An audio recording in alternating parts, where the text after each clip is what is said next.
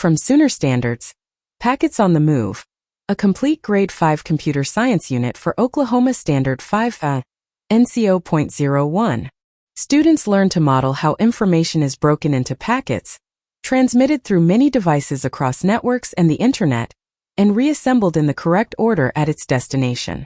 Inside, a full teacher guide with pacing, misconceptions, and a scoring rubric, plus a content lesson with built-in comprehension checkpoints.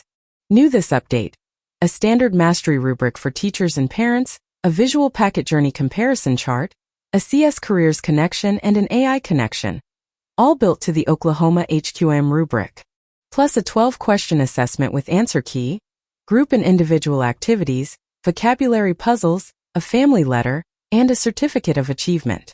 That's 3 to 4 days of no prep, HQM-aligned instruction across 36 ready-to-print pages. Find it at Sooner Standards on Teachers Pay Teachers.